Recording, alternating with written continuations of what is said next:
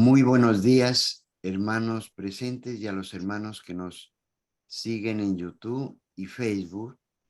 Esta es una nueva emisión de las clases de Biblia a cargo de nuestro catequista Rafael Besos, quien cuenta con una vasta experiencia de más de 40 años compartiendo la palabra de Dios. El desarrollo de la clase es el siguiente. En el primer segmento, proclamación del Santo Evangelio y reflexión sobre el mismo.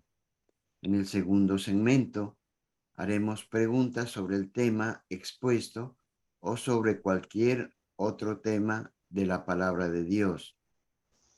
Nos reunimos el segundo y cuarto sábado de cada mes a las 10 a.m. vía Zoom. El número de ID y números de teléfonos de contactos los encontrarán en la descripción del video. Señora Mayita. Señor, bendice a todos los integrantes de este grupo que quieren seguirte, llevados de la mano por nuestro hermano Rafael y con la ayuda fiel del hermano Carlos.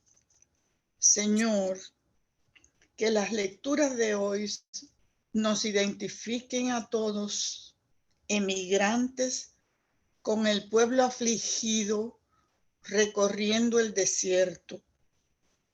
Te pedimos que seamos capaces de identificarte en este caminar, reconociendo que nos sacaste de una tierra esclava o pobre, a donde nos sentíamos prisioneros, y que no nos olvidemos de tu compañía, protección y ayuda durante nuestro caminar.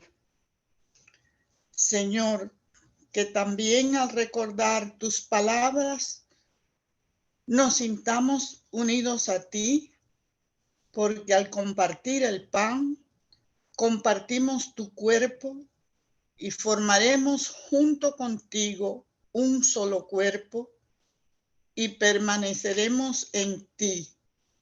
Tendremos tu vida, impartiremos amor y viviremos siempre fiel a tu palabra, glorificándote y amándote siempre.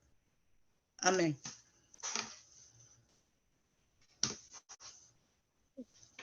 Mañana vamos a celebrar la fiesta del Corpus Christi, o sea, el cuerpo y la sangre de Cristo. Esa es la fiesta que vamos a celebrar mañana. Y la lectura va a ser el Evangelio de Juan, va a ser capítulo 6, versos 51 al 58. En aquel tiempo, Jesús dijo a los judíos: yo soy el pan vivo que ha bajado del cielo. El que coma de este pan vivirá para siempre. Y el pan que yo les voy a dar es mi carne, para que el mundo tenga vida. Entonces los judíos se pusieron a discutir entre sí: ¿cómo puede éste darnos a comer su carne? Jesús les dijo: yo les aseguro, si no comen la carne del Hijo del Hombre y no beben su sangre, no podrán tener vida en ustedes. El que come mi carne y bebe mi sangre tiene vida eterna, y yo le resucitaré el último día. Mi carne es verdadera comida y mi sangre es verdadera bebida.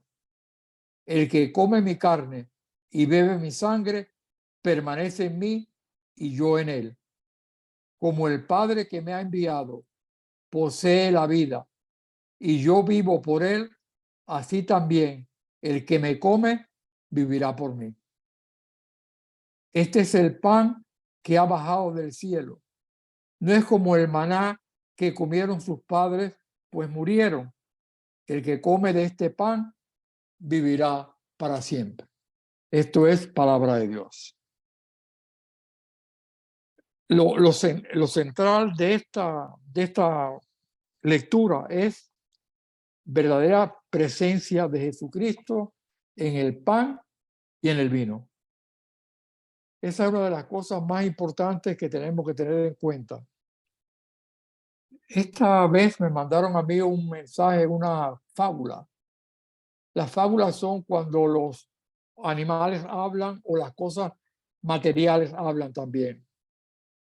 Y es muy porque tiene un mensaje muy fuerte, un mensaje muy bueno.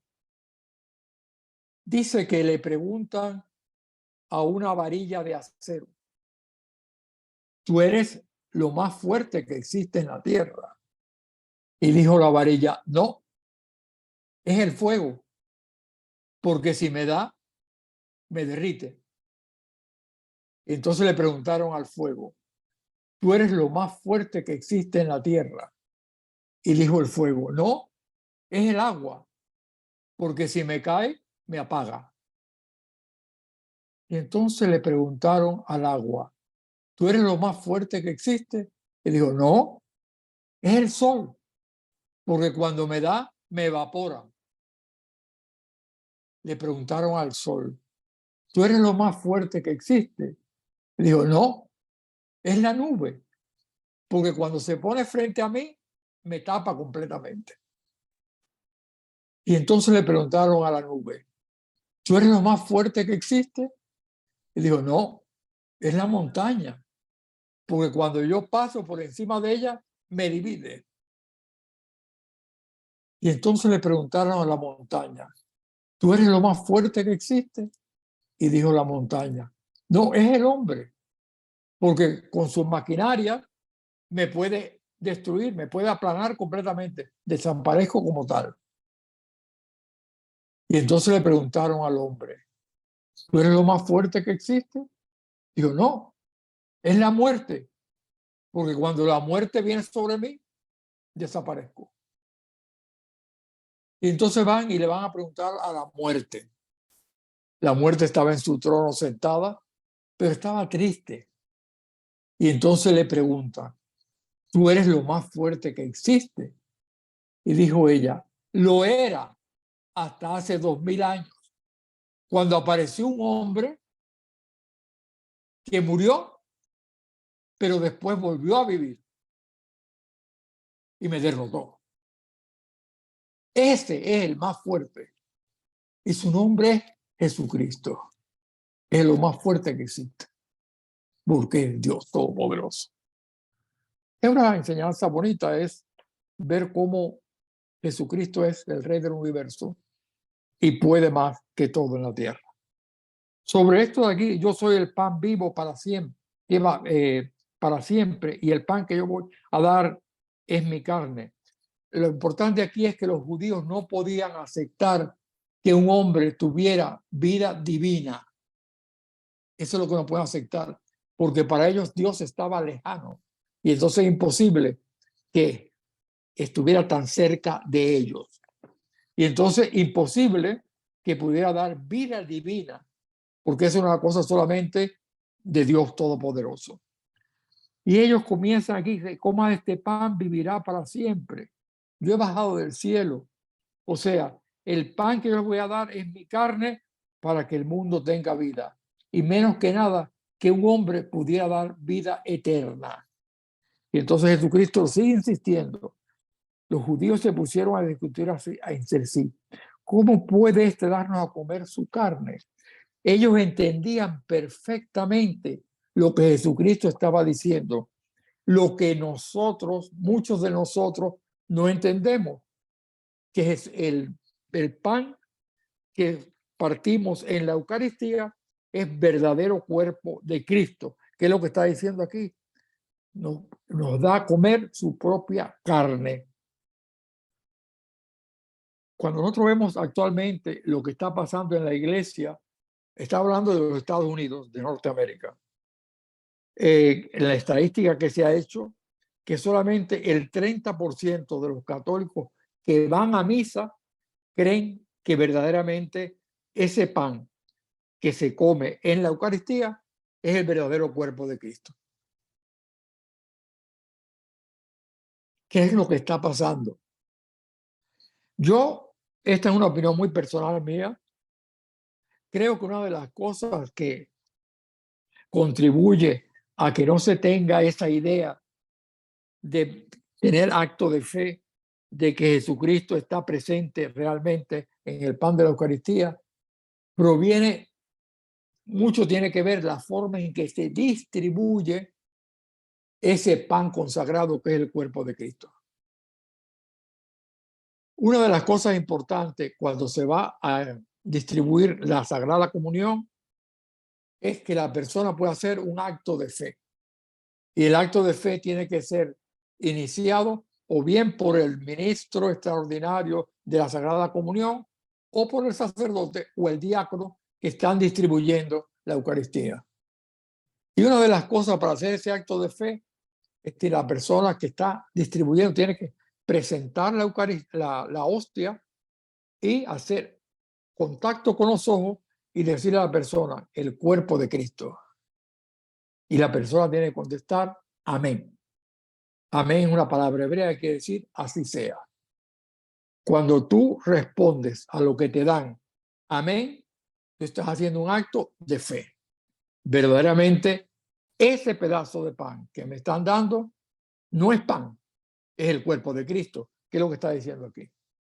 Y el que me da la vida eterna. Entonces, lógicamente, yo he visto sacerdotes que fallan, he visto ministros de Eucaristía, ministros de la Sagrada Comunión que fallan también en la distribución. Los he visto también que lo han completado muy bien, sacerdotes que lo han hecho perfectamente, ministros de la Sagrada Comunión que lo han hecho perfectamente, pero hay otros, en tanto como en uno en otro, que no lo hacen. Y entonces la persona no hace el acto de fe. Decir amén, que significa así es. Eso es muy importante, porque entonces la persona está haciendo y está convencida de que está haciendo el acto de fe. Si se distribuye como si fuera así, como si estuviera dando tan sin decir nada, es como si estuviera repartiendo galletitas. A menos que no me olvido de esta escena de lo que cuenta un hombre que fue a comulgar con el padre, con su hijo de 4 años, y entonces el muchachito dijo, ay, yo quiero también esa galletita. O sea, es lo que él veía.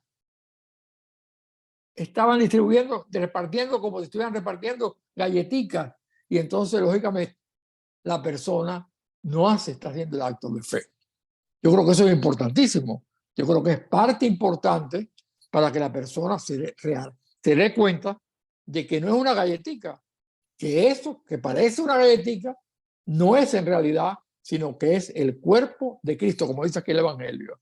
O sea, los caracteres externos se mantienen. Parece pan, huele a pan, sabe a pan, pero no es pan, porque ha habido una transubstanciación, que precisamente es que ya ese pan, la sustancia de ese pan, ya no es sustancia de pan, sino que es sustancia de la carne de Cristo, exactamente, aunque conserva los caracteres externos, no cambian, pero internamente ya no es, la sustancia es el cuerpo de Cristo, como dice aquí. Y entonces estoy recibiendo a Cristo mismo que se me está dando. Con el vino pasa lo mismo. El vino conserva sus caracteres externos. Sabe a vino, huele a vino, tiene color de vino, pero es la sustancia de la sangre de Cristo.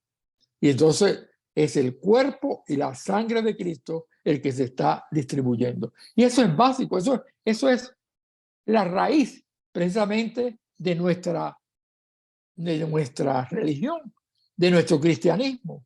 Es la base fundamental. Cristo mismo se nos da y en ese momento recibimos la Santísima Trinidad.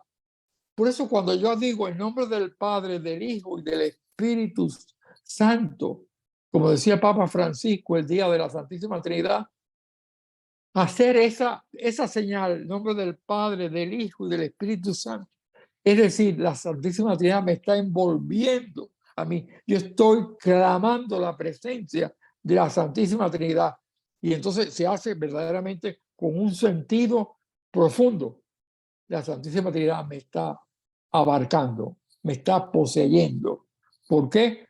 porque estoy haciendo el símbolo en nombre del Padre, del Hijo y del Espíritu Santo. Amén. Quiere decir, así sea.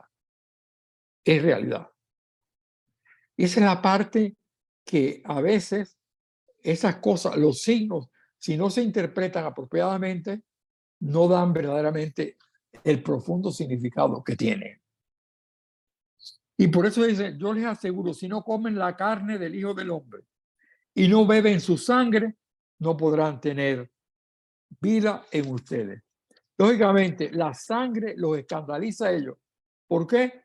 Porque si yo busco en el libro del Levítico, capítulo 17, verso 14,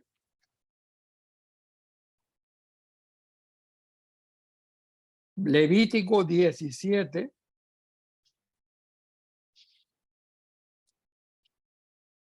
verso 14,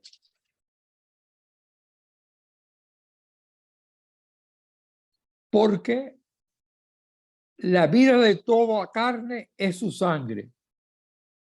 Por eso mando a los israelitas, no comeréis la sangre de ninguna carne, pues la vida de toda carne es su sangre. Quien la coma será exterminado. Esa es la creencia del Antiguo Testamento. Por eso los judíos no comen carne que tenga sangre.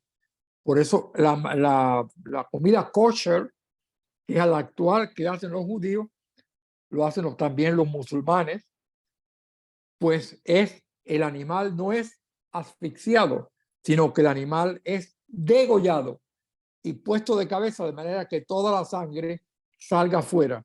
Y entonces esa carne, ese pollo que ha sido degollado, ya la sangre no está ahí, porque ellos pensaban que en la sangre está la vida. Y por lo tanto, si yo como la sangre de ese animal, esa vida de ese animal se transmite a mí.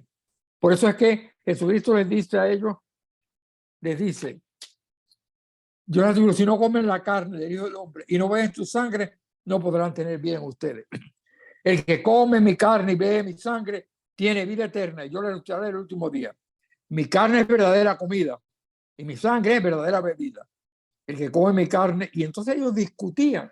Ellos sí habían entendido perfectamente lo que Jesucristo había dicho. Entendían perfectamente que Jesucristo estaba hablando de que era ese pan era verdadera carne y ese vino era verdadera sangre. Por lo tanto, por eso se escandalizaban de acuerdo con lo que decía el Antiguo Testamento. Y por eso es que ellos entonces discutían entre sí. Sin embargo, hoy en día, algunos hermanos que se llaman cristianos también, no creen que solamente que eso es un símbolo. Sin embargo, no están entendiendo, como entendieron los judíos, la palabra de Jesucristo, que por eso discutían. Porque ¿cómo este hombre va a darnos a comer carne? Somos caníbales, nos va a dar a beber sangre, pero si la sangre está prohibida, que la podamos beber de acuerdo con el Antiguo Testamento. Ellos lo entendieron perfectamente. Y sin embargo, nosotros hoy en día, esos hermanos separados cristianos, o católicos que son prácticos, un 70%, estoy hablando de los Estados Unidos de Norteamérica, no creen que esto es verdadera carne y verdadera bebida, sino que es un símbolo. Entonces, ¿qué pasa? Si está bien claro cuando está diciendo, mi carne es verdadera comida y mi sangre es verdadera bebida. El que come mi carne y bebe mi sangre permanece en mí y yo en él.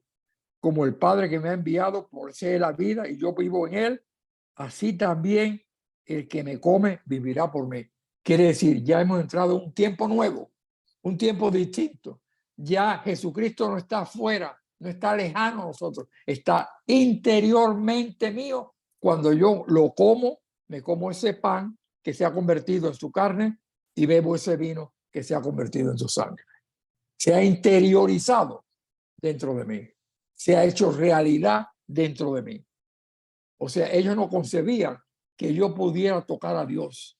Y entonces yo no solamente lo toco, sino que es Jesucristo mismo que entra dentro de mí cuando yo como su carne y bebo su vino. Este es el pan que ha bajado del cielo. No es como el maná que comieron sus padres y murieron. El que come de este pan vivirá para siempre. El maná era una comida para el cuerpo, era para nutrirse y tener fuerza, energía para seguir caminando por el desierto. Pero el que come de este pan es la vida eterna. La vida eterna no solamente comienza después de la muerte, sino que el que ya vive en Jesucristo, come a Jesucristo, Jesucristo se interioriza en él, ya está disfrutando de la vida eterna. Lo dijo el padre, lo resaltó el Papa Francisco, diciendo cómo hemos entrado en un tiempo nuevo. Yo estoy comiendo el cuerpo de Cristo, Cristo está dentro de mí. Ya hemos pasado a una nueva etapa, una nueva forma de Dios comunicarse con nosotros. Eso es vital en la fiesta del cuerpo y la sangre de Cristo, del Corpus Christi. O sea, si yo no hago, y si yo no tengo la fe, si yo veo que yo no quiero creer, no puedo creer que en ese pan está el cuerpo de Cristo, entonces lógicamente yo tengo que pedirlo, clamar a Dios, Señor, dame la fe necesaria para que yo vea en esa hostia el verdadero cuerpo de Cristo. Vea tu verdadera carne, tu cuerpo al que yo estoy comiendo y introduciendo dentro de mí. Pídelo. Llama a la puerta, como dice. Toca para que se te abra la fe y puedas entender que es el verdadero cuerpo de Cristo el que está pasando a tu interior. Ese es lo fundamental. Eso es fundamental. Ahora, la parte donde está la parte de Pablo, que es la segunda lectura, que es la primera carta a los Corintios, capítulo 1. Yo voy a leer un poquito más de lo que está puesto ahí.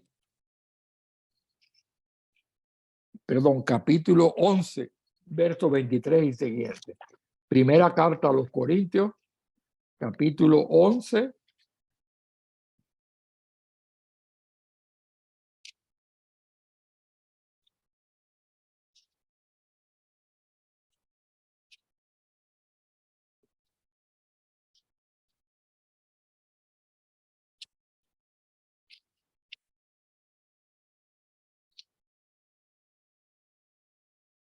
Capítulo 11, verso 23 y siguiente. Primera de Corintios, capítulo 11, verso 23. Pablo nos va a relatar lo que pasó en la última cena. Él no estaba en la última cena.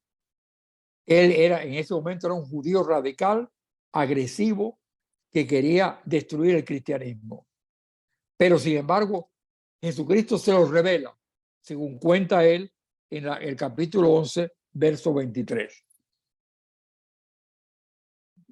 Dice, voy a empezar en el verso 20. Cuando os reunís,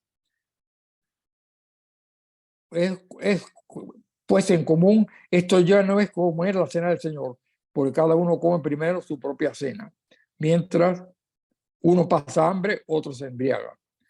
¿No tenéis casas para comer y beber? ¿O es que despreciáis a la iglesia de Dios y avergonzáis a los que no tienen? ¿Qué voy a deciros? ¿Alabaros? En eso no os alabo. Dice aquí ahora, porque yo recibí del Señor, quiere decir, fue una revelación que él tuvo justamente de Jesucristo. Lo que os he transmitido, que el Señor Jesús, la noche que fue entregado, todo esto es una revelación directa que tuvo de Jesucristo. Él no estaba ahí. Y es la descripción más antigua que existe de la última cena. Es lo primero que se escribió sobre la última cena. Antes que Marcos, antes que Lucas, antes que Mateo y Lucas y Marcos, que son los sinópticos, él hace este escrito. Porque Marcos, que es el primero, es sobre el año 65. Y esto de la primera de los Corintios es aproximadamente sobre el año 55, mucho antes, porque él está escribiendo algo que recibió directamente de Jesucristo. La noche en que fue entregado, tomó pan y después de dar gracias lo partió y dijo, este es mi cuerpo que se da por vosotros. Haced esto en recuerdo mío. Asimismo también la copa después de cenar diciendo, esta copa es la nueva alianza en mi sangre. Cuantas veces la bebiereis, hacedlo en recuerdo mío. Pues cada vez que coméis este pan y bebéis esta copa, anunciáis la muerte del Señor hasta que venga. Por tanto, quien coma el pan o beba la copa del Señor indignamente, será reo del cuerpo y de la sangre del Señor. Examínese pues cada cual y coma así el pan y beba de la copa. Pues quien come y bebe sin discernir el cuerpo, come y bebe su propio castigo. O sea, cuando yo voy a comer un pedazo de pan, yo no tengo que examinar mi mente a ver cómo yo estoy, sino que cuando yo estoy recibiendo la verdadera, ese pan que yo estoy recibiendo en la Eucaristía es el verdadero cuerpo de Cristo. Por lo tanto, yo tengo que examinarme antes de comer y beber de la copa.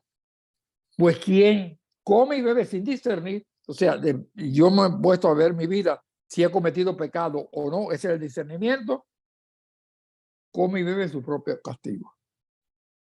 Ahí está muy claro. No es un pan, no es un símbolo, porque si fuera un símbolo, no habría por qué discernir antes de comerlo.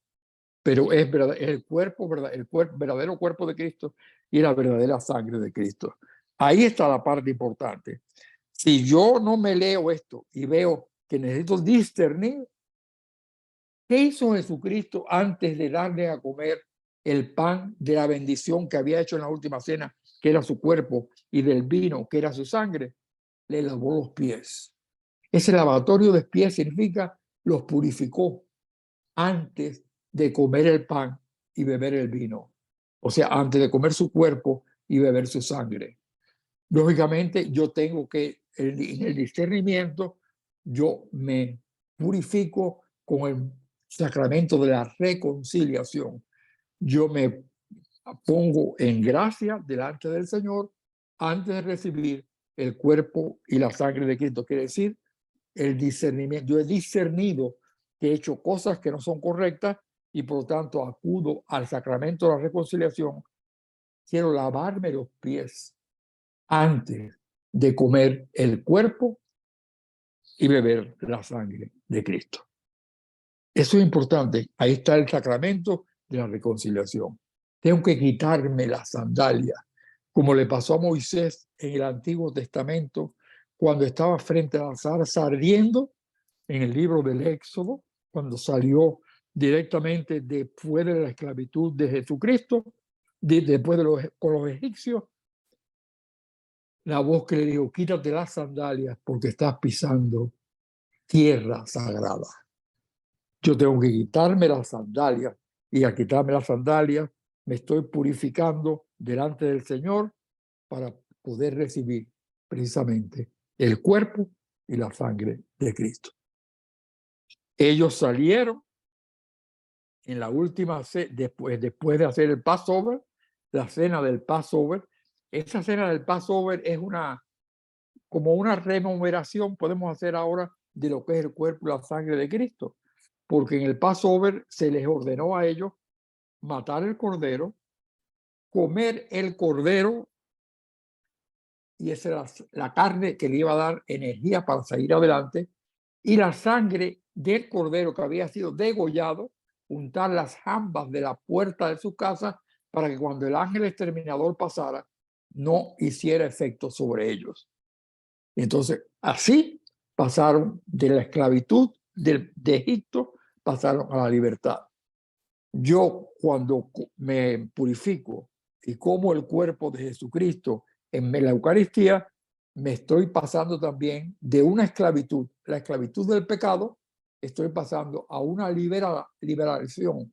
O sea, estoy entrando en un tiempo nuevo, estoy entrando en un futuro distinto. Ya tengo una opción que seguir, se me ha abierto una puerta distinta, estoy viviendo de una manera distinta, estoy experimentando la presencia de Cristo, estoy experimentando la presencia del Espíritu Santo, que es el que me levanta de la silla y me dice: camina adelante, y muestra el cuerpo de Cristo.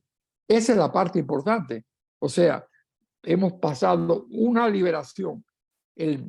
La presencia de Cristo, la vida eterna, me libera del pecado. El pecado es muerte, pero yo al comer el cuerpo de Cristo tengo vida eterna. El pecado se borra y empiezo a vivir de nuevo.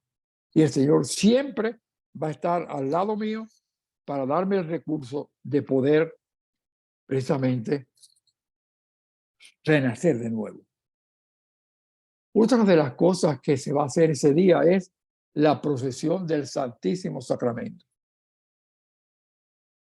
La procesión del Santísimo Sacramento a veces es otra cosa que las personas no saben exactamente lo que es una procesión. Cuando la primera procesión que aparece en el Antiguo Testamento es del libro de Josué. Cuando el pueblo judío pasó, después de pasar el desierto, llegan al monte Nebo, el río Jordán se abre y pasan a la tierra prometida. La primera ciudad con la que se encuentran es precisamente Jericó. Y Jericó estaba rodeado de una muralla. Y entonces ellos van a hacer una procesión.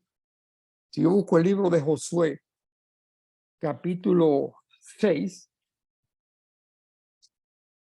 libro de Josué, el libro de Josué es de los primeros capítulos después de que se termina el Deuteronomio, viene los jueces Josué, el capítulo 6, verso 13, viene aquí.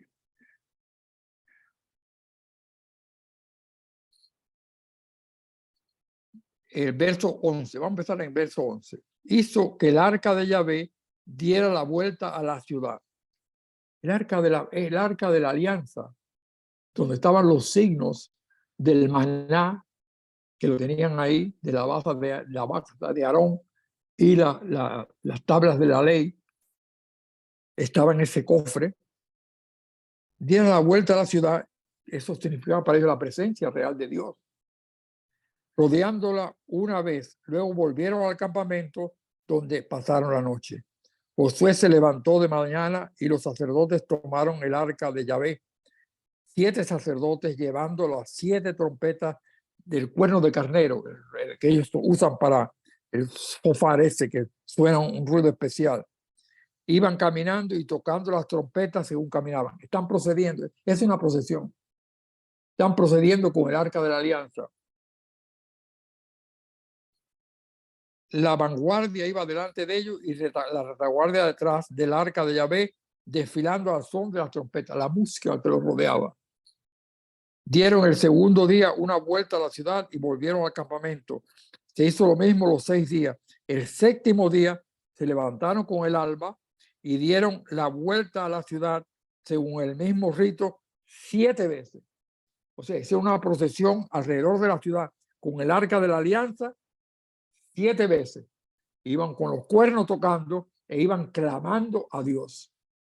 Hoy en día nosotros, el arca de la alianza ya no es el arca de la alianza, sino es el cuerpo de Cristo el que va procediendo con nosotros. Y nosotros vamos caminando y la procesión es el sentido de proceder. Yo estoy arrepintiendo de mis pecados y estoy a la vez regenerándome. ¿Por qué? Porque la procesión, caminar en torno con el cuerpo de Cristo, es lo que hace que yo experimente la vida eterna, precisamente vida en Dios que está dentro de mí. Y esa es la parte que muchas personas, cuando van con la procesión, se le queda solamente en pensar, ay, qué bonita las flores, qué bonito esto, qué bonito. Pero ¿han tenido idea de lo que es una procesión? Esa procesión que hicieron esta gente, ellos no iban pensando en qué bonito es esto, iban pensando precisamente que iban clamando a Yahvé, que precisamente ellos daban la vuelta a Jericó y clamaban a la vez. ¿Que estaban clamando? Que esas murallas se derrumbaran para poder entrar en la ciudad de Jericó. Nosotros cuando vamos a la procesión tenemos que ir pensando, Señor, derrumba las murallas internas que yo tengo en mi espíritu para que yo pueda sentirme liberado y cerca de ti.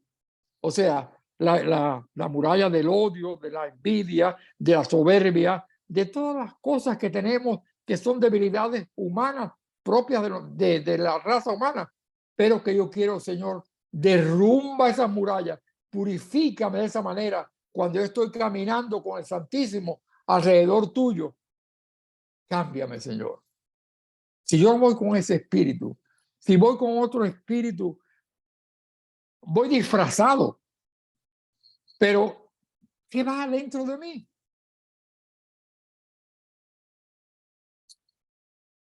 Me acuerdo de la parábola del buen samaritano, aquel hombre que estaba tirado a la orilla del camino.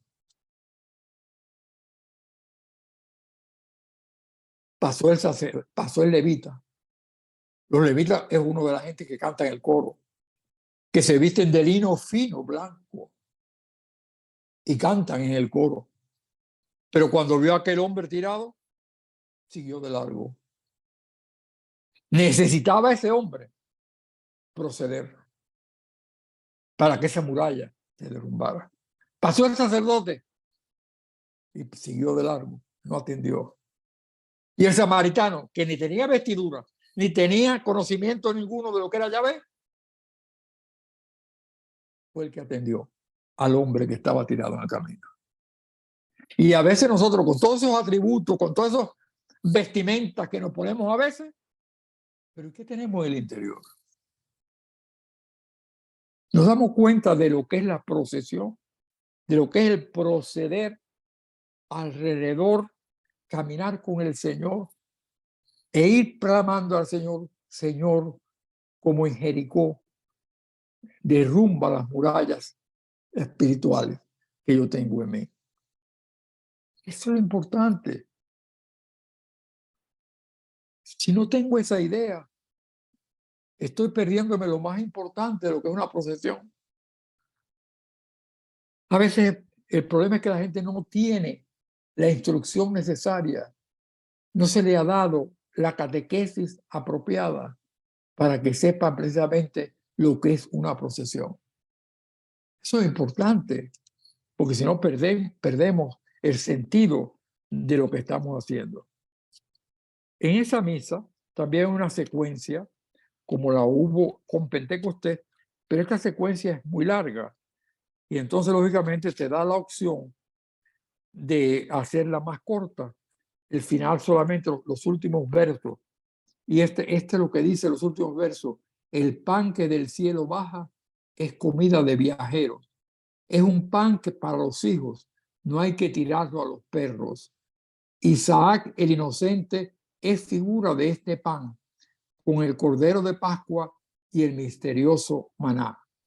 Ten compasión de nosotros, buen pastor, pan verdadero, apaciéntanos y cuídanos y condúcenos al cielo. Este es uno de los pensamientos que tenemos que tener cuando van en la procesión.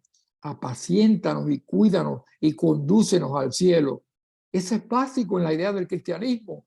O sea, el cristianismo no es una idea mística superior, no, es precisamente hacerle una idea de que yo soy criatura de Dios, que Dios me quiere, que Dios me abraza, que Dios que me apacienta, que me cuida y me conduce al cielo. Todo lo puedes y sabes, pastor de ovejas divino, concédenos en el cielo gozar de la herencia contigo. Amén.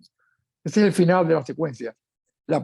Si tienen mi salet, léanla completa, porque se vuelve ahí a entrar de todo lo que es verdaderamente la sangre de Cristo, el cuerpo de Cristo, la de la carne, la sangre de Cristo, el vino consagrado que es en la Eucaristía es precisamente, justamente, sangre de Cristo. Y me queda el último acápite que quiero hacer resaltar, es que, por ejemplo, en la carta a los Hebreos, Hebreos 9,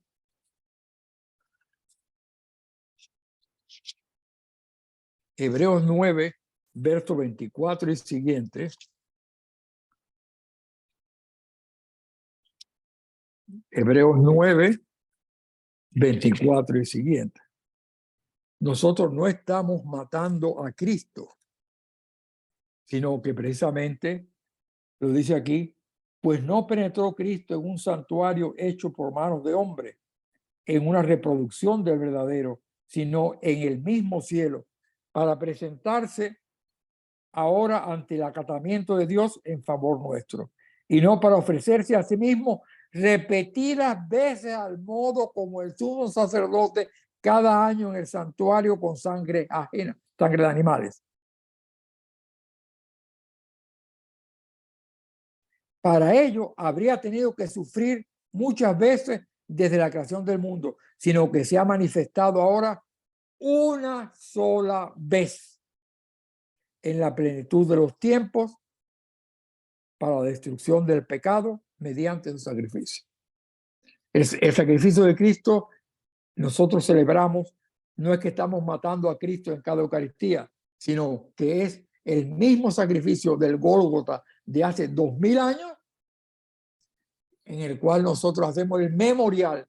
Quiere decir que reproducimos ese mismo sacrificio y participamos de ese único sacrificio que se hizo 2000 años hace en el Gólgota, lo reproducimos ahora y entonces nosotros participamos de él. Eso es importantísimo, que precisamente es una sola vez se ha hecho ese sacrificio. Ahí está bien claro en la carta a los Hebreos, especificado exactamente, para cuando te digan a ti, no, pero tú matas a Cristo en cada lugar. No, nosotros no matamos a Cristo. Es sacrificio, pero es el sacrificio del Gólgota, del cual yo estoy participando por obra y gracia de Dios, de la Trinidad. Estamos participando de eso.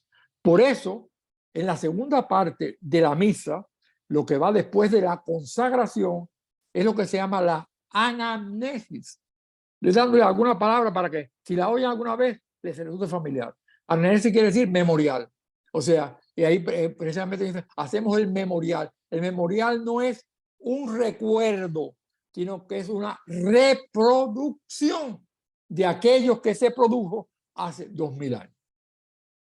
Y entonces, precisamente, cuando nosotros vemos la parte esa de lo que es la anamnesis de la misa, por ejemplo, si yo veo, por ejemplo, el memorial número 3, por ejemplo, de la anafra número 3, así pues, Padre, al celebrar ahora el memorial, esa es la anamnesis, de la pasión salvadora de tu Hijo, de su admirable resurrección y ascensión al cielo, mientras esperamos su venida gloriosa, te ofrecemos en esta acción de gracia el sacrificio vivo y santo. Dirige tu mirada sobre la secta. O sea que precisamente es reproducción. Reproducimos, entramos a formar parte. El memorial es algo vivo, que yo paso a formar parte de ese mismo sacrificio que se produjo en el Gólgota hace 2000 años. Eso es importante también, que yo tenga en cuenta eso precisamente cuando yo estoy celebrando la Eucaristía, esa parte después de la consagración viene lo que se llama la anamnesis, que es el memorial. Estoy haciendo memoria. Memoria, esa es una palabra griega, pero ahí dice, precisamente estoy haciendo una memoria de lo que se pasó, pero estoy viviendo, precisamente, estoy participando directamente en el sacrificio mismo que se hizo una sola vez en el Gólgota hace 2000 años. Yo creo que con eso nada más me falta ahora lo que ustedes quieran preguntar, las dudas que puedan tener, que es interesante saber las dudas que ustedes tengan sobre este acontecimiento que es la fiesta del cuerpo y la sangre de Cristo. Entonces yo quiero, Carlos, que abras los micrófonos para que la persona pueda hacer un comentario o una pregunta, o si es algo que no está relacionado, también lo pueden hacer. Pero me gustaría más que fuera sobre lo que hemos estado hablando hasta ahora. Adelante, hermanos, pueden abrir sus micrófonos y hacer las preguntas que estimen conveniente.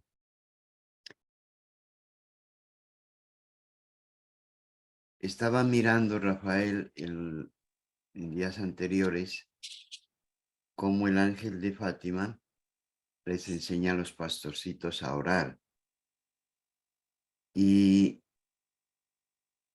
esa entrega que tiene el ángel en el momento de la oración y también cómo deja suspendido en el aire el Santísimo Sacramento en el aire y él se postra rostro en tierra en adoración. Y, Yo miraba eso y decía que yo pudiera hacer eso. Lo puedo hacer, pero me da vergüenza cuando estoy en el Santísimo. Y eso es parte de que mi fe es tan pequeña que no me da para hacer una adoración como es debido. Y yo creo que en la mayoría de las personas puede estar pasando igual, porque no le damos al Señor el lugar que corresponde a un ser vivo, como Él está en la Eucaristía. y lo interesante del ángel es que ellos no pueden comulgar, Ujú. solamente nosotros podemos comulgarlo. Solamente nosotros podemos comer el cuerpo y beber la sangre de Cristo. Fíjate qué privilegio. Sí. No. Yo sí vi en Lourdes, estando en Lourdes, como la gruta está al exterior, está abierta. Y yo iba como a las 12 de la noche, cuando había muy poca gente, 2 o 3 personas nada más, para estar rezando frente a la gruta. Y en eso vi como 10 japoneses que llegaron con sus kimonos, esos kimonos de seda, que son preciosos, y se postraron delante de la gruta. No lo hicieron para que los viera nadie, porque habíamos 2 o 3 personas nada más aparte de ellos. Pero ellos se postraron, se acostaron delante. Es un acto de fe tremendo. Qué bonito fue aquello. Una cosa increíble. Vamos. Solamente viendo aquello se puede uno se queda anonadado cuando ve aquello. Qué acto de fe más grande.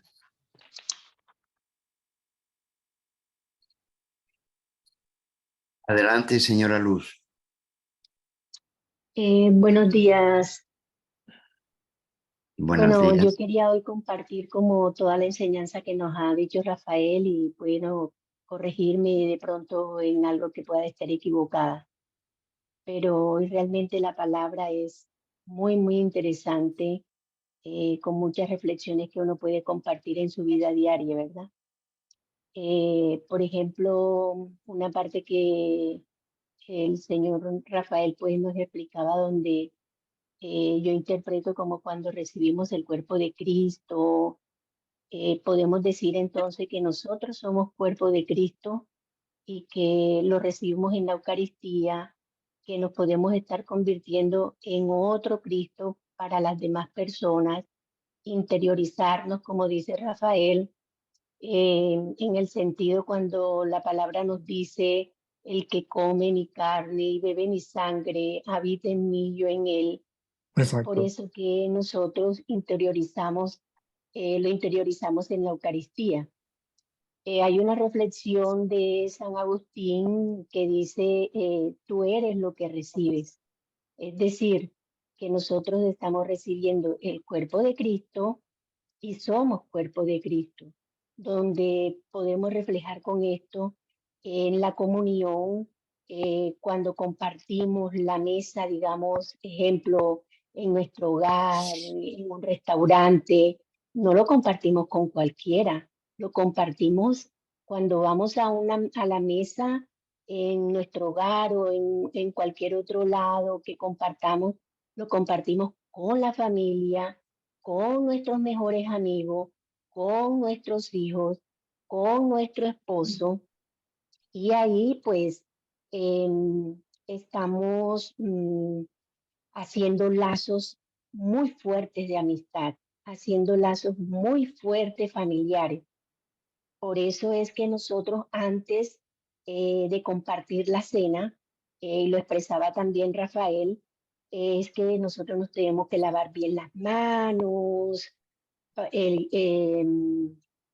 para poder comulgar y ir con el cuerpo sano y cómo es y comer el cuerpo de Cristo, para que luego nosotros entonces interiorizando todo ese pan que no hemos comido, podamos entonces ayudar a las demás personas. Podemos ayudar a las personas cuando están enfermos, podemos ayudar a las personas cuando lo necesitan, a los emigrantes. En fin, hoy la palabra es demasiado interesante para nosotros alegrar nuestra vida, para nosotros hacernos cada día más fuertes en la palabra. Bueno, ese era como la reflexión que entendí de lo que explicó Rafael. Si tengo alguna cosa, por ejemplo, que no esté acorde con lo que he dicho, pues estoy ahí para que Rafael pues me aclare mucho más conceptos. Pero te quiero decir una advertencia, no solamente es que yo me lave las manos, sino es que yo me lave el espíritu. Y el espíritu solamente lo puedo lavar en el sacramento de la reconciliación. Ok, Esa es la purificación perfecta interior mía. No es lo exterior, sino es el interior. Mi alma tiene que estar limpia antes, tiene que estar lavada antes de recibir el cuerpo de Cristo. Entonces, una de las cosas es también que es el sacramento de la unidad. O sea, que yo cuando estoy ahí, estoy en la procesión, Señor, derriba las barreras en mí hacia las otras personas. A veces la distinción que yo puedo tener, este me gusta, este me cae mal. Señor, que yo tenga aceptación de toda persona que está reunida como cuerpo de Cristo, porque esa es la unidad, que yo sepa aceptar a todo el mundo. No sé si me sí, queda claro. claro. Sí, sí, es muy cierto lo que estás expresando. Realmente lo que tú dices es muy cierto, no solamente, ¿verdad?, lavarse uno las manos. Yo ponía solo un ejemplo como cuando uno va y cena, ¿verdad? Pero es Ajá. cierto, lo más importante es la parte espiritual que uno sienta para poderlo luego reflejar en nuestras vidas. Que no es solamente el sentimiento, o sea, no es decir, es que yo no estoy sintiendo nada. Tú puedes no estar sintiendo nada, pero tú puedes hacer un acto de fe a pesar de eso. Es decir, yo creo que este es el verdadero cuerpo de Cristo. Y cuando te presentan el cuerpo y el sacerdote o el ministro de la Sagrada Comunión te dice el cuerpo de Cristo y tú dices, amén, aunque no estés sintiendo nada, pero tú estás haciendo un acto de fe. Porque el cristianismo no es cuestión de emociones. Si hay emoción, mejor. Pero si no las hay, también. Es acto de fe. Yo estoy convencido y creo, Señor, que tú estás presente. Estoy haciendo el acto de fe. Ok, gracias, Rafael. Por nada. Yo no estoy bravo, no estoy enfadado contigo, ni cosas. Estoy hablando un poco fuerte, pero es la forma nada más simple de expresar la idea. No, no, para nada. A mí me Ah, bueno. encanta tu No, por si reflexiones. acaso. Por si acaso. No, Ya. nada, Rafael, nada. Ok. La Iglesia Católica, cuando nosotros iniciamos la misa, es bonito porque a pesar de que cuando vamos a comulgar ya estamos en gracia de Dios, ya como tú decías, debidamente nos hemos confesado y hemos cumplido con lo que la Santa Madre Iglesia dispone. Pero no obstante, la Iglesia generaliza antes de comenzar la misa el arrepentimiento de toda la comunidad, haciendo Por el acto supuesto. de contrición inicial, Exacto. El acto penitencial. el acto penitencial. Y Ajá. también el sacerdote individualmente, cuando va a purificarse las manos, antes de tocar el cuerpo de Cristo, antes de la consagración, él dice unas palabras, lava Señor, algo así, lava Señor mi manos, y purifícame de mis pecados. Algo así dice el sacerdote. El símbolo del lavatorio de las manos bien, es un símbolo externo, pero es símbolo nada Ajá. más. Sí, claro. El lavatorio interior es mío, es el que yo tengo que hacer. O sea, los pecados veniales, por supuesto, en el acto penitencial te perdonan. Los veniales, no los mortales. Cuando después de hacer acto, yo confieso ante Dios Todopoderoso en ustedes, hermanos, que he pecado mucho de pensamiento, palabra, obra o omisión. Ese es el acto penitencial. El sacerdote termina diciendo: Dios Todopoderoso, tenga misericordia de ustedes, perdone vuestros pecados y os lleve a la vida eterna. Amén. Ese es un perdón de los pecados veniales. Ahí te está dando la verdad de los pecados veniales. Si tú tienes conciencia, tú estás ahí, te has arrepentido haciendo el acto de contrición, y el sacerdote a continuación te dice: Dios Todopoderoso tenga misericordia de ustedes, perdonen vuestros pecados y os lleve a la vida eterna. Amén.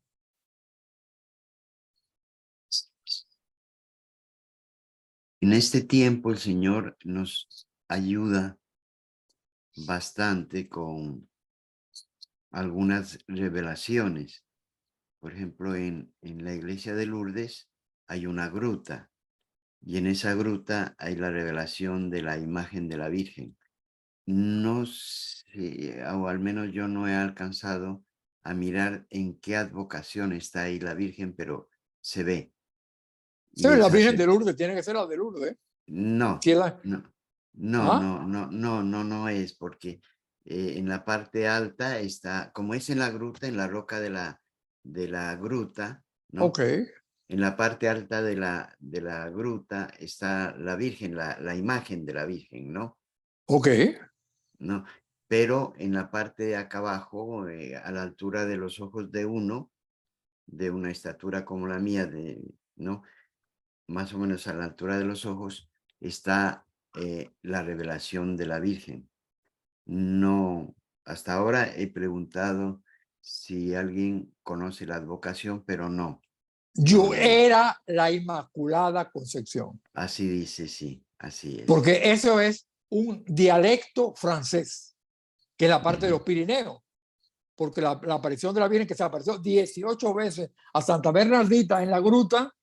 Entonces el sacerdote no le pregunta a ella: dime quién es la señora esa que tú estás viendo en la gruta. Dile que te diga el nombre. Y entonces cuando ella fue a la gruta, la Virgen se le apareció a ella 18 veces. Ella le preguntó: dime tu nombre para decírselo al sacerdote. Y entonces dijo: yo era la Inmaculada Concepción. Es, porque está escrito en el dialecto francés de los Pirineos. No es francés totalmente. Yo era la Inmaculada Concepción. Ella no sabía ni lo que era Inmaculada ni lo que era Concepción, porque era analfabeta. Y entonces cuando ella iba de la gruta a la parroquia, iba repitiendo: Inmaculada Concepción, Inmaculada Concepción, para que no se lo olvidara: Inmaculada Concepción.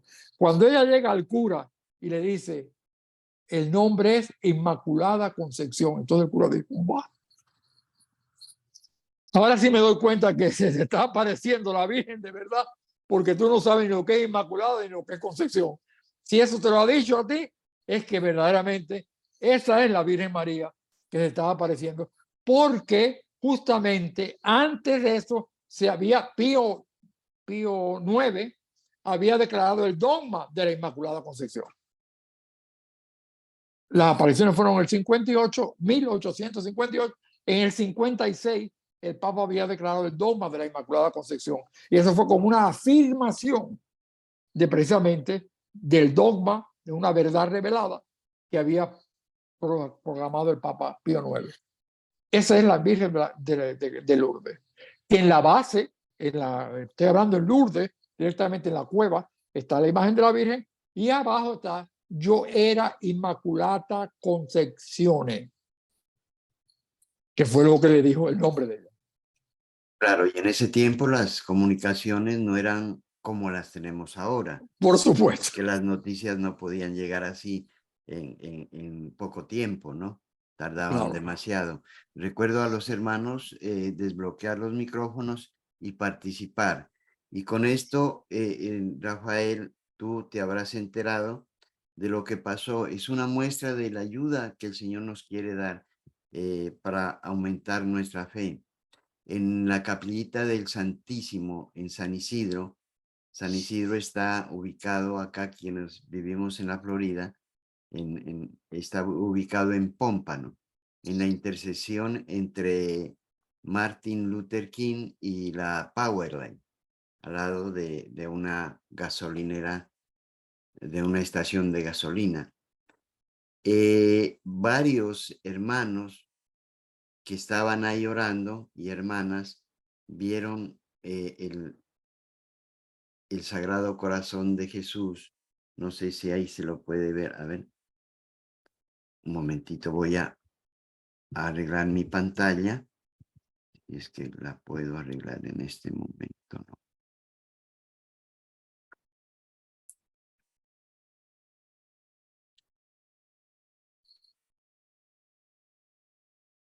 Un momentito. Mientras tanto, si algún hermano desea participar, adelante, por favor. No te estoy viendo ahora, Carlos. Bloqueé, sí, bloqueé mi pantalla porque... Ah, ok. Sí. Desbloqueen los micrófonos y adelante. Rafael, te quisiera hacer una pregunta. Como quieras. Bueno, La que tú quieras. gracias, Rafael. Quería preguntarte cuando, por ejemplo, la historia de Israel como pueblo comienza con una cena en Egipto, cuando se habla de la cena de la Pascua o es en otro evento que se da. Espérate, repíteme la pregunta otra vez. ¿Cuándo empieza con la cena de la Pascua? ¿Qué piensa? Dice que estás hablando. No, dice, yo estaba pues leyendo un libro hace mucho rato, ¿verdad? Y lo tenía ahí como en la mente y hoy preciso que se habla de la cena, ¿verdad? Yo tenía presente que la historia de Israel como pueblo, ¿verdad? Ajá. Comienza con una cena en Egipto, que es lo mismo cuando se dice, se dice de la cena de la Pascua. Es una premonición, es como un Oh, ya. avance de lo que va a pasar en realidad, pero ahí no hubo verdadera presencia del cuerpo y la sangre de Cristo. Cuando Cristo habla de esto, esos judíos que habían participado, muchos de ellos en el desierto, entonces efectivamente ellos no pueden entender cómo van a comer el cuerpo. No somos caníbales. ¿Cómo vamos a beber la sangre? Si en el Levítico está dicho que no podemos beber sangre de animales porque en la sangre está la vida. Entonces no acaban de entender. Otros sí lo entendieron. La primera misa que se da es la que Jesucristo hace en la última cena. Esa fue la instauración de la Eucaristía. Y ahí fue donde comienza. A continuación, cuando los cristianos comienzan a celebrar la Eucaristía. El memorial se empieza a representar otra vez lo que pasó en el Gólgota. Ahí, exactamente a partir de ahí, de la cena, de la última cena. Esa es la primera misa que se da. Es Jesucristo mismo el que la está dando. Y en la Eucaristía el sacerdote es persona Christi, o sea, está en lugar de Cristo, pero es Cristo el que está haciendo la función. Ok, muchas gracias, Rafael. Ya.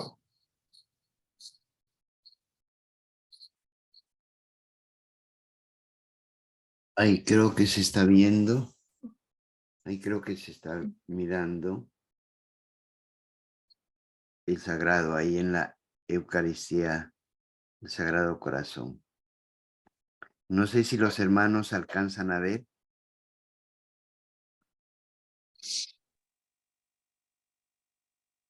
No mucho, señor Carlos.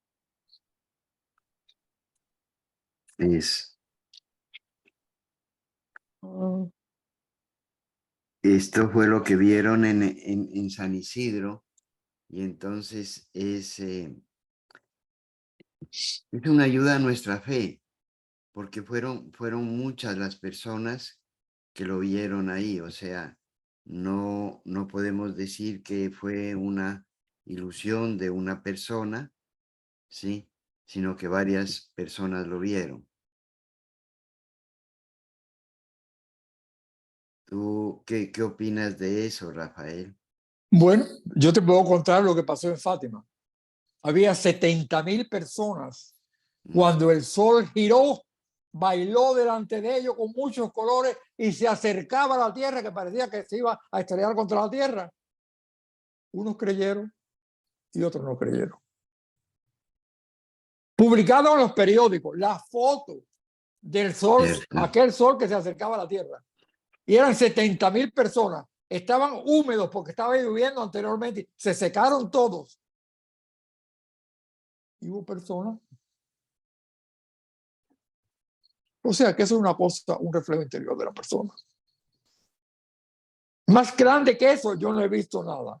70,000 personas había allí cuando ese sol bailó, cambió de colores, venía acercándose a la tierra, que parecía que se iba a estrellar contra la tierra. Más que eso, no te sé decir otra cosa. Ya. Ya, está en progreso, ya. Sí, Rafael, yo he escuchado la enseñanza de hoy y estoy escuchando la reflexión sobre la enseñanza, pero me quedo pensando que, por ejemplo, los niños que los hacen hacer su primera comunión, creo que a los 7 años. Más o menos esa es la edad. Sí, yo no puedo pensar que un niño de 7 años pueden enseñarle la grandeza que es poder recibir el cuerpo y la sangre de Cristo. Y su mentalidad de ellos, cómo ellos lo toman, pensando que están comiendo carne y que están bebiendo sangre. Como que hace falta más catequesis o quizás aumentar la edad de los niños, porque yo creo que un niño en esa edad no está capacitado para ese tipo de, para poder absorber todo lo que envuelve la Bueno, primera. yo te puedo contar de Carlos Acutis. Él recibió el cuerpo de Cristo siendo un niño de 6 años, de 7 años.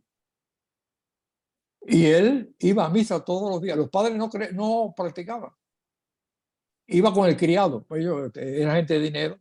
Él tenía un criado que era hindú. Y el criado hindú lo llevaba a la iglesia. Tanto fue la relación con él que el hindú se convirtió al cristianismo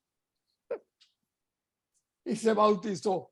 O sea, ante el efecto de aquel niño que iba con aquella actitud a la misa todos los días, o sea, que hay niños de niños. Hay niños que reciben mejor catequesis que otros. Y por lo menos pueden decir el cuerpo de Cristo, Cristo está en ti.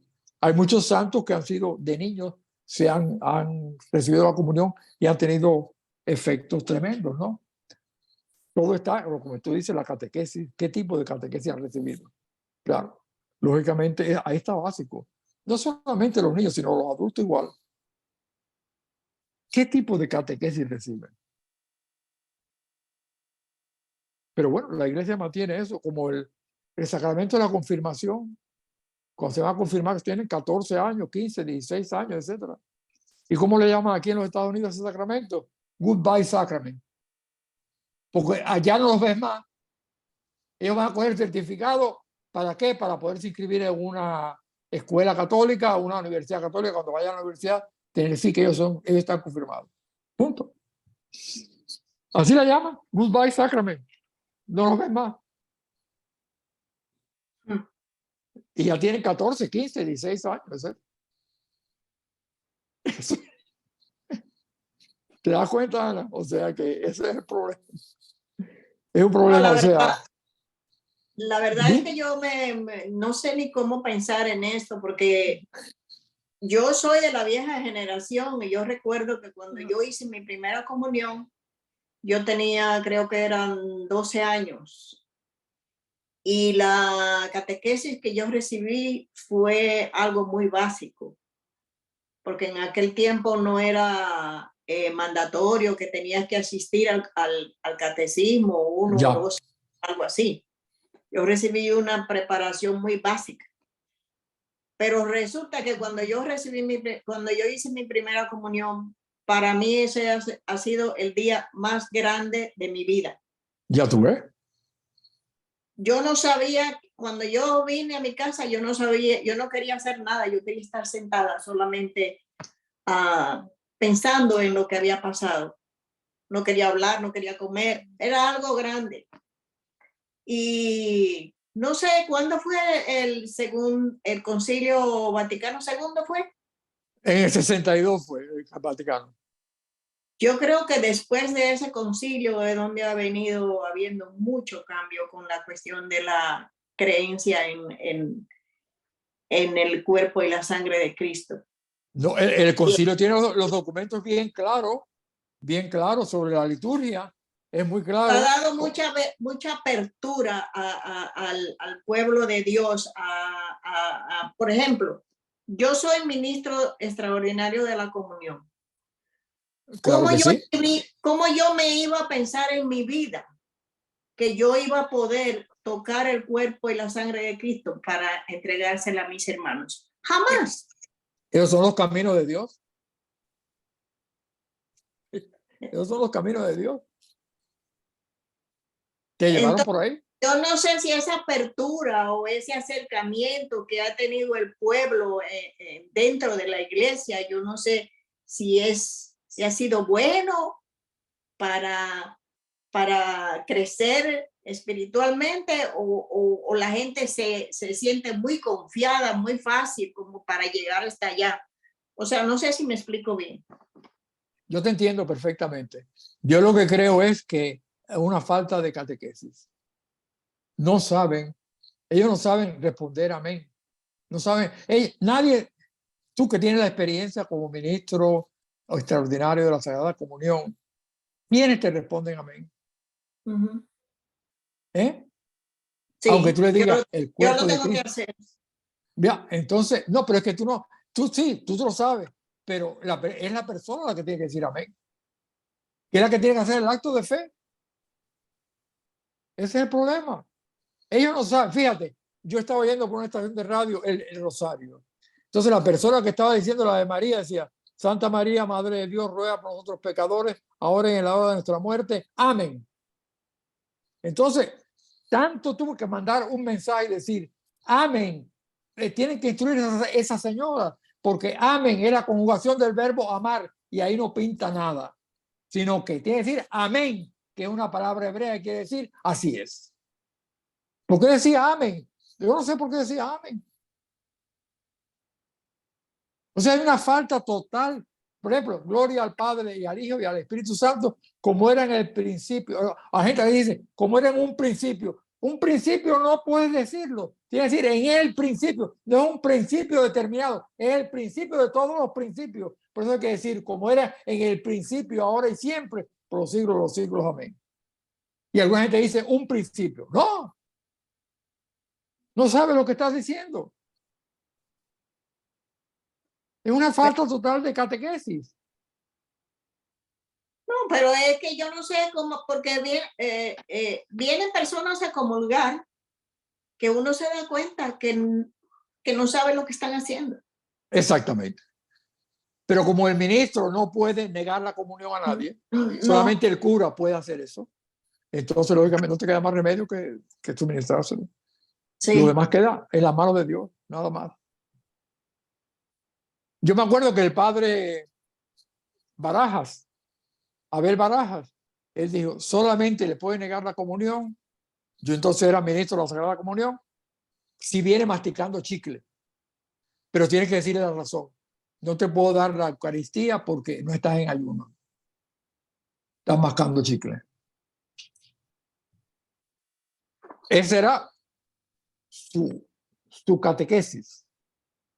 Era de él. O sea. Pero ese mensaje lo debe dar al pueblo completo, no solamente a la persona que viene a recibir. Pienso yo. Así debe ser. Y yo creo que siempre en la parte de los avisos se debería hacer algún recuerdo a la gente de lo que tiene que hacer. Pero bueno, eso depende del sacerdote. Eso no va en las manos nuestras. Es que los sacerdotes tampoco no dan abasto. Eso es una pena. Es mucho el trabajo que tienen. Ellos no tienen, me imagino que, claro, que debe empezar por catequizar primero, ¿no? Pero con la escasez de sacerdotes que hay, yo creo que deben formar catequistas bien formados para que lo ayuden en la iglesia. Yo estoy de acuerdo contigo completamente. La Por función ejemplo, nuestra, tú eres uno de ellos. pero la función nuestra es, nosotros somos discípulos de Cristo y tenemos que formar discípulos también. Esa es la función de un catequista, formar discípulos a las demás personas. Esa es la cuestión, pero ¿cuánta gente ve esta clase? ¿Saca la cuenta? No están incentivados.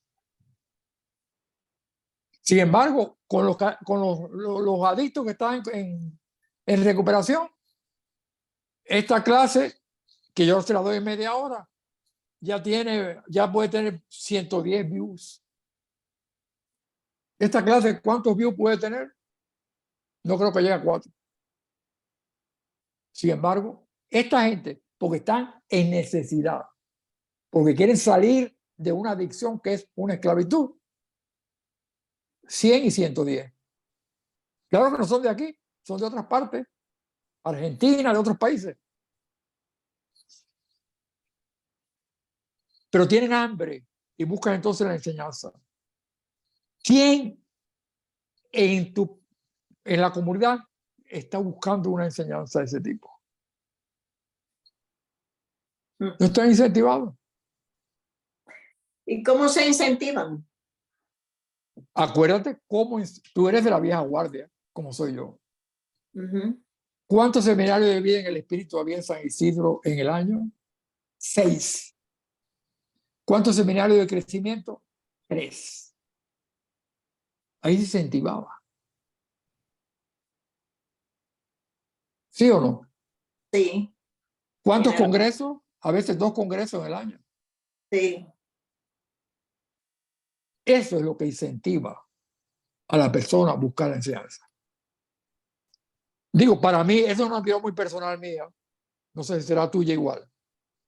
Pero tú lo viviste igual que yo lo viví. Bueno, el enfermo tiene que buscar al médico. Exactamente. Exactamente. Esa es la parte importante.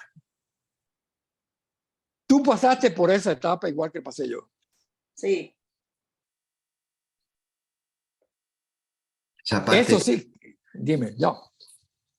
esa Carlos, parte dime. que acaba de decir Anita es muy importante. El enfermo debe buscar al médico y eso es verdad.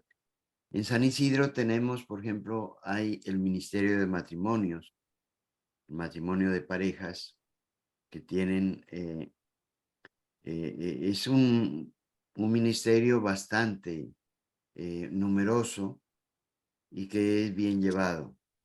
La Escuela de Evangelización en este mes está anunciando un retiro también y casi mensualmente, digamos, periódicamente está anunciando retiros. También hay, de lo que yo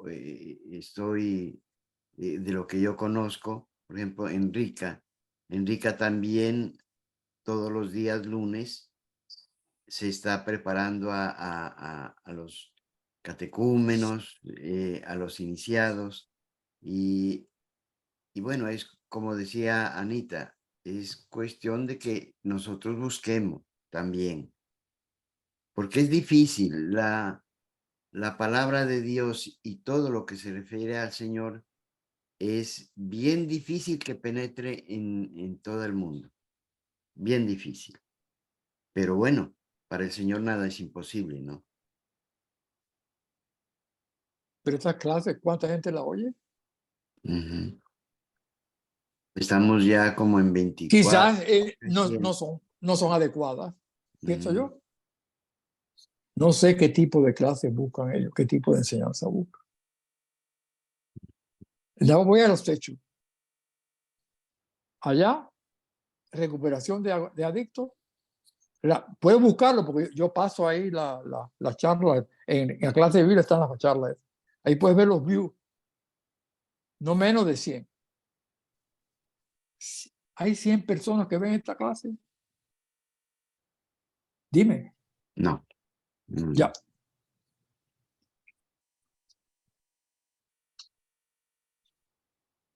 Algo está fallando. Para mí, personalmente, nada más. Es lo único que te puedo decir. Así es. Ya. Y es una tristeza porque San Isidro asiste 1000 y pico de personas Exactamente. Es una iglesia cada grande. semana. Ya. Y hay no sé cuántos ministerios. Exactamente. Y aunque cada ministerio funciona y se reúne, pero yo no creo que ninguno está haciendo clase de Biblia como se está haciendo en este grupo, en este momento. Y eso es muy importante, porque para tú llegar a ser otra vez, yo estoy hablando a mi manera, para tú tener una profesión tienes que ir a estudiar. Exactamente. Así es. Tienes que Eso ir a es la básico. universidad, si no te quedas. Entonces, si Camarón aquí que se duerme se lo lleva enseñando, la corriente. y aquí donde nos están enseñando una clase tan bonita, tan detallada, que no tiene que ser a un nivel teológico, sino a un nivel que todo el mundo lo podemos entender, pero ¿por qué no viene la gente? Como dice Rafael, falta de motivación. ¿Cómo la motiva? Invitándolas, no más. Yo creo que ya ni se anuncia en el boletín ni en los anuncios de la iglesia, la clase de Biblia. No sé. También es que yo pienso que los otros ministerios podrían también decirles que deberían de participar, digamos, los de los otros ministerios en esta clase que es supremamente importante. Es, digamos, el pilar de cualquier ministerio. Si nosotros no estamos conociendo con profundidad la palabra, pues los otros ministerios es muy difícil también que crezcan, porque esto es el pilar fundamental. Yo pienso que tendríamos que se hable con los otros ministerios, 2, 3 personas que se vayan tomando de los ministerios, que se vayan inscribiendo en esta clase para que cada día pues se vuelva mucho más grande este ministerio, que es el que debe tener mucho más gente que cualquiera de los otros ministerios. Ahora, con esto no quiero decir que los otros ministerios no sean importantes, obvio que son importantes, pero Son este es el importantísimos. pilar fundamental. Este es Ya. el pilar fundamental para el crecimiento espiritual de Espiritual. nosotros. Exactamente. Exactamente. Pero bueno, hay que dejarlo en la mano de Dios. Las personas cuando están en situaciones distintas, pues estoy hablando de los adictos, cuando quieren recuperarse de la adicción, eso sí buscan la llave para poder salir de ahí. Nosotros tenemos que obrar con optimismo. Recordemos que estas grabaciones las estamos haciendo, creo que hace unos 2 meses, más o menos. O sea, estamos comenzando y yo el otro día miraba, son 24 personas que habían estado mirándola y escuchando la grabación. Ah, de verdad, Así es 24. que, Bueno, pues sí. está aumentando entonces ahora. Bien. El tener la grabación es importante porque la pueden ver cuando quieran. ¿Te das cuenta? Así es, así es. Por ejemplo, Dilcia Ella se está trasladando de una ciudad a otra en este momento, me envió un mensaje y finaliza, dice, hermanos, no voy a poder conectarme, voy saliendo a Morelia, veo la grabación. ¿Ves? Ya, Ajá, la graba. ella dice, sí. Carlos, Entonces, te agradecemos enormemente el trabajo que haces, gloria a Dios. porque es una gran calidad de sonido, de visión, de todo, y verdaderamente yo creo que, y tiene la ventaja de que la persona puede verla cuando quiera. No tiene que ser el sábado a las 10 de la mañana, la puede ver cuando quiera. Gloria a Dios. Y hay una ventaja en esto porque poco a poco van comentando, se va conociendo, ¿no? Y va a aumentar, va a aumentar las personas. Recordemos que de peores cosas hemos salido. Es verdad, ¿no? Gloria a Al Dios. nivel que estamos ahora. Sí. Nunca pensamos que íbamos a estar ahora Gloria a grabando de Dios. esa forma. Y gracias Amén. a tu técnica hemos podido hacer esto. Ya. Vamos aprendiendo todos con la ayuda del Señor. El honor, la honra, la gloria es del Señor. Exactamente. Y Pero nosotros somos sus servidores. porque sí, Señor, pero contamos con una materia prima de primera clase y esa es la enseñanza que tú impartes. Que Bueno, eso es lo más importante. el Señor es que me mueve, me levanta y me dice, sigue adelante. Ya. Es muy cierto. Bueno, Ya. no importa la cantidad, sino la calidad. Exacto, también es eso, Ana. Exactamente, Sí. exactamente. Que, Exactamente. muchos serán los llamados, pocos los escogidos, pero sería bonito que la gente participe, porque eso es un regalo. Tener la oportunidad de tú desde tu casa aprender sobre la palabra de Dios por una persona que está muy bien capacitada, eso es un regalo de Dios. Exactamente. Y debieran de sobrar las personas para estar ahí escuchando, pero así no es como el Señor lo ha permitido, así que Él sabrá a quién manda y cuántos mandan. Lo ponemos en las manos del Señor. Ya. Amén. Acordémonos que hubo un momento en que lo dejaron solo al Señor. Sí. Los 72 se fueron, quedaron Exacto. los 12 y después los 12 también se fueron. Ya. Sí. Se quedó Juan solamente. A los 11, perdón. Los 11 Juan, o no, Juan se quedó al pie de la cruz. Juan sí, y los otros por alrededor estaban. Pero La bueno, Virgen nunca lo abandonó. La Virgen estaba ahí. Y María Magdalena también estaba ahí. Hugo, abra el micrófono, por favor.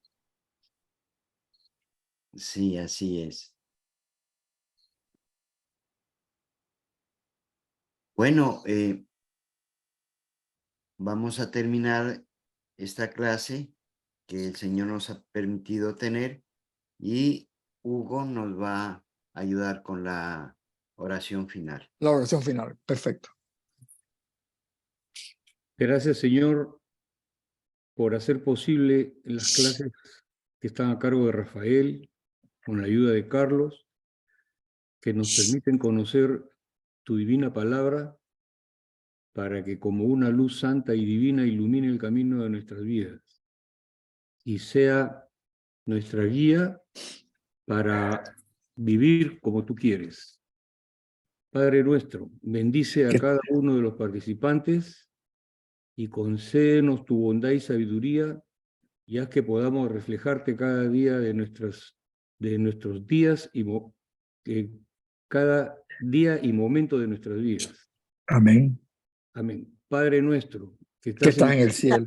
Cierto. Santificado sea Santificado tu tu nombre. nombre. Venga a Venga a nosotros nosotros tu tu reino. Reino. Hágase tu Hágase tu voluntad voluntad en la en la tierra como en tierra el cielo. como en el cielo. Danos hoy Danos hoy nuestro nuestro pan de cada día.